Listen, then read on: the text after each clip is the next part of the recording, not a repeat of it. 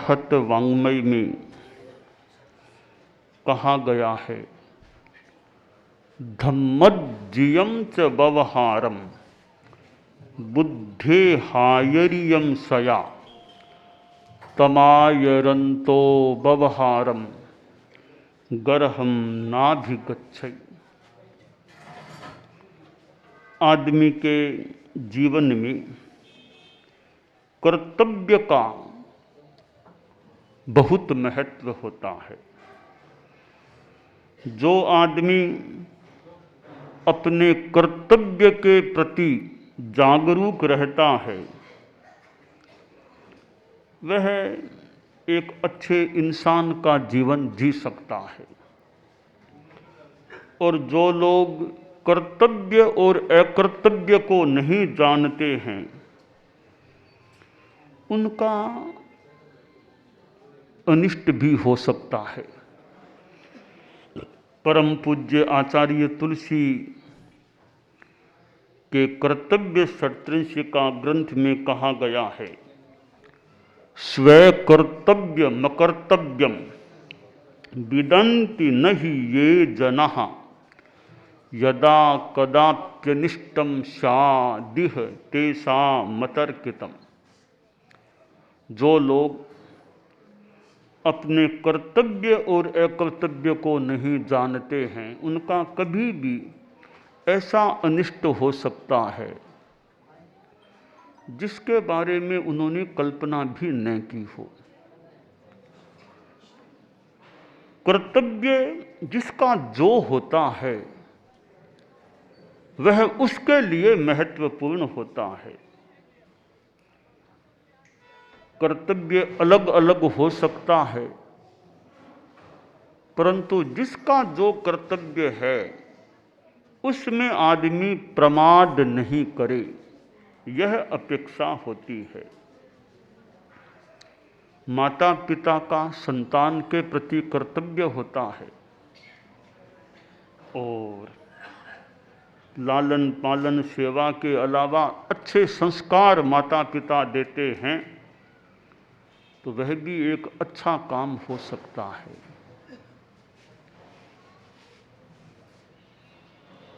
और माता पिता संतान को गलत काम से रोके ही नहीं, उसको महत्व देते रहें तो कभी वह अहितकर भी हो सकता है।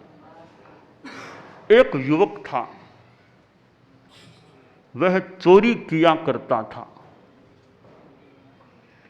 कई बार चोरियां की पर पकड़ में नहीं आया।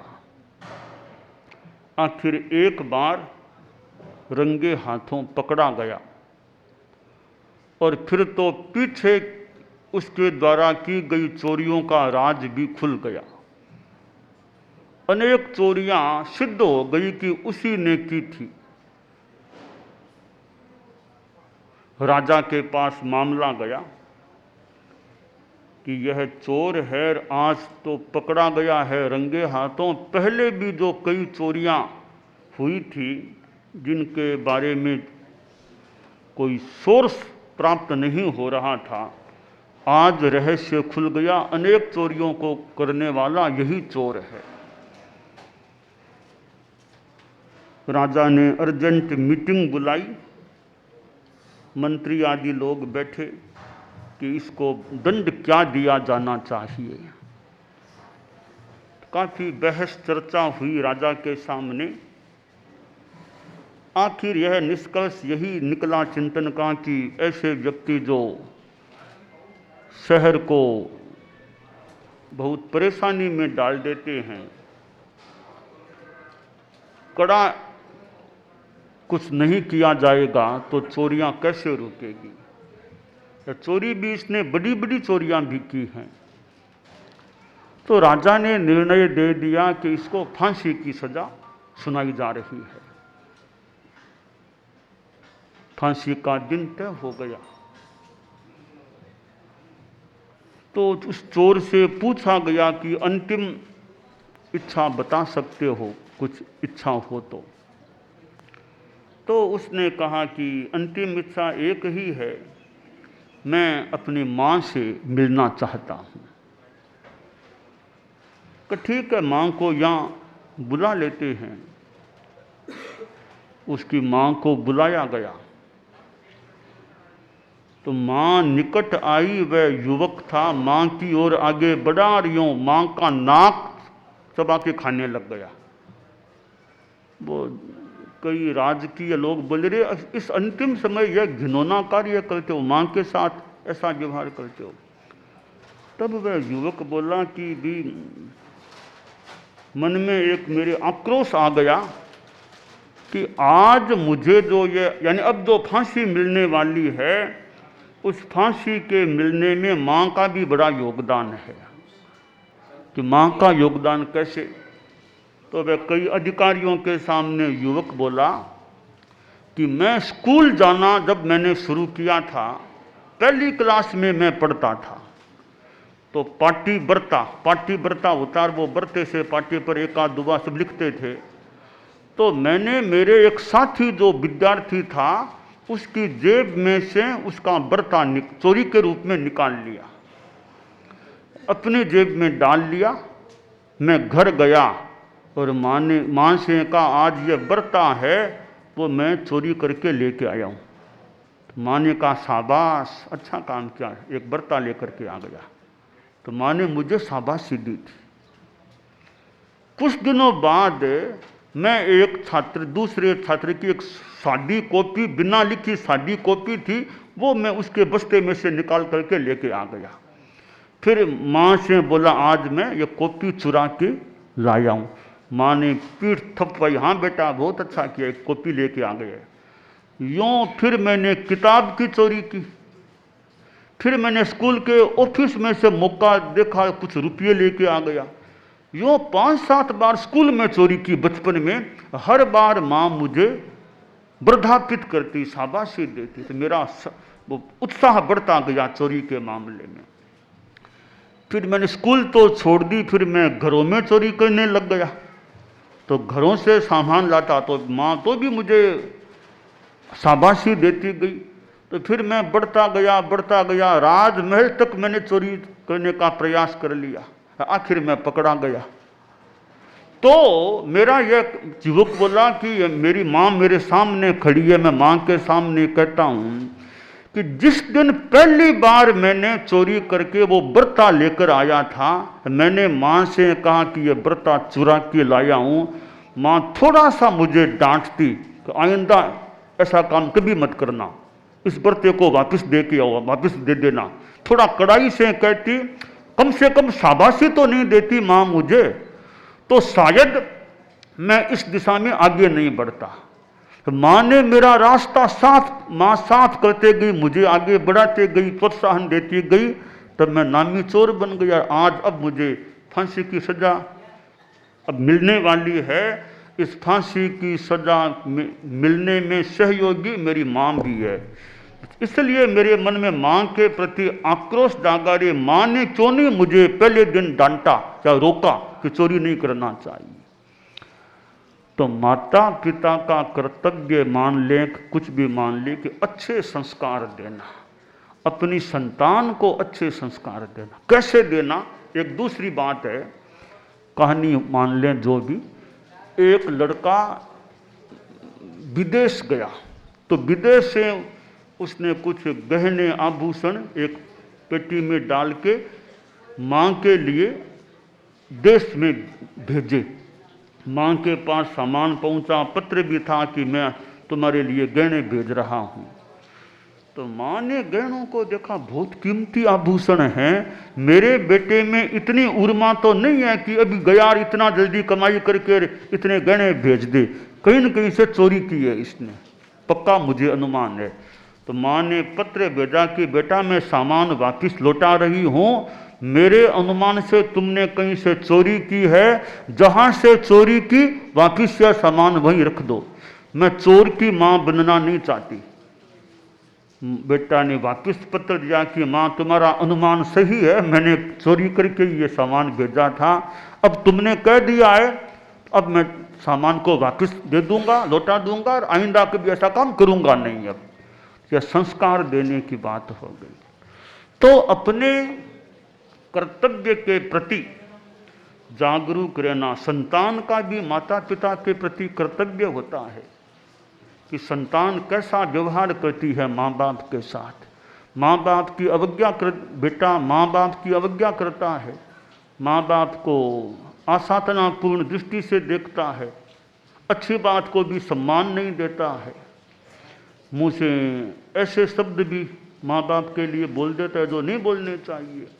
तो वो यानी कर्तव्य का पालन नहीं हो रहा है। माँ बाप के प्रति संतान का कर्तव्य वो इस प्रकार अवज्ञा आसातना माता पिता की उद्दंडता पूर्ण व्यवहार के साथ करना, यानी संतान अपने कर्तव्य से च्युत हो जाती है। एक शिक्षक का विद्यार्थी के प्रति कर्तव्य होता है कि विद्यार्थी कैसे ज्ञान में आगे बढ़े, अच्छे संस्कारों में आगे बढ़े, तो शिक्षक का धर्म है। शिक्षक टाइम पर पढ़ाता ही नहीं है, टाइमली पूरा काम भी नहीं करता है, आलस्य में रह जाता है और कहीं चला जाता है, तो अपना कर्तव्य से च्युत होता है। वो कहानी छोटी सी ये बात है। तो एक बार स्कूल में कहते हैं कोई आदमी आया कि साहब मुझे तो मैं इंस्पेक्टर के रूप में यहाँ आया हूँ। तत्काल हड़कंप सी मची भी, इंस्पेक्टर साहब आए हैं निरीक्षण करने के लिए। तो वो जो भी शिक्षक जो भी थे वहाँ सब एकदम तैयार हो गए। तो वो आया था, वो बोला कि मैं एक एक क्लास में जाऊंगा, देखूंगा कैसे पढ़ाई कराई जाती है, बच्चों में कितना विकास है, शिक्षक कैसे पढ़ाते हैं, एक एक कक्षा में जाकर मैं निरीक्षण करूंगा। तो पहले एक प्राइमरी क्लास में गया, चौथी पांचवी क्लास में वो आदमी गया, कुर्सी पर बैठ गया। तो वहाँ जो पढ़ाने वाला जो भी युवक था वो भी था। तो इंस्पेक्टर ने बच्चों से कुछ सवाल पूछे, कुछ गणित के कुछ ऐसे सवाल पूछे। तो बच्चों ने एकदम सही उत्तर नहीं दिया, उत्तर ठीक नहीं दिया। तो फिर वो जो युवक जो पढ़ाने के रूप में था भी इनका उत्तर आप दीजिए। तो जो शिक्षक के रूप में खड़ा था उसको भी जवाब ठीक नहीं आया। एक ही क्लास में वो गया था जो आया था, तो उसका भी है तो बहुत ही संतोषजनक स्थिति नहीं है यहाँ की। बच्चों में भी ठीक विकास नहीं है, जो पढ़ाने वाला खड़ा है उसको भी उत्तर नहीं आ रहे हैं। तो थोड़ा इंस्पेक्टर बोला, वो जो था, कि साहब यह स्थिति क्लास की है, मैंने तो एक ही क्लास में गया हूँ और यह स्थिति है तो मैं रिपोर्ट तो फिर बढ़िया कैसे दूंगा आगे भी। स्कूल की स्थिति एक क्लास में तो एकदम असंतोषजनक सी लग रही है। लड़कों से कह रहे तुम लोग पढ़ते नहीं हो क्या, अध्ययन नहीं करते हो, तुम्हें जवाब नहीं आ रहा है।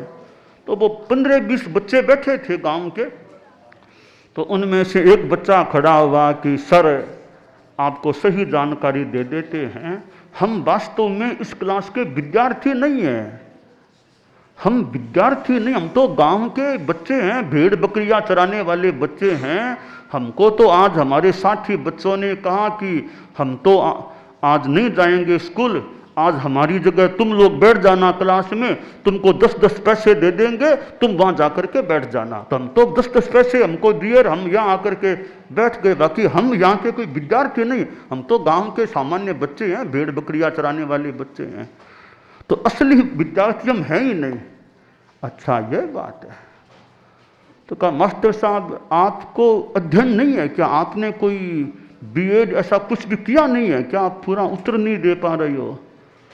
तो वो बोला कि सर वो बात ऐसी है कि जो मूल क्लास का गणित का टीचर था वो तो आया नहीं, मुझे कहा आज तुम चले जाओ, मैं तो गांव का युवक था, थोड़ा खेती बाड़ी करने वाला, कि तुम चले जाओ मेरी जगह, तुमको 1 रुपया दे दूंगा। तो मैं तो 1 रुपया लिया और यहाँ आ गया, मैं कोई टीचर नहीं हूँ यहाँ का। तो उन्होंने कहा भी वो बच्चे मूल विद्यार्थी गए कहाँ, कि साहब आज वो क्रिकेट का मैच देखने के लिए गए हैं बच्चे यहाँ के। मास्टर जी कि वे भी क्रिकेट मैच देखने चले गए, हम तो नकली लोग हैं। तो वो आया हुआ बोला सा डरो मत, चिंता मत करना, असली इंस्पेक्टर भी क्रिकेट देखने गया, मैं तो उसकी जगह आया हूँ आज ऐसे ही करने।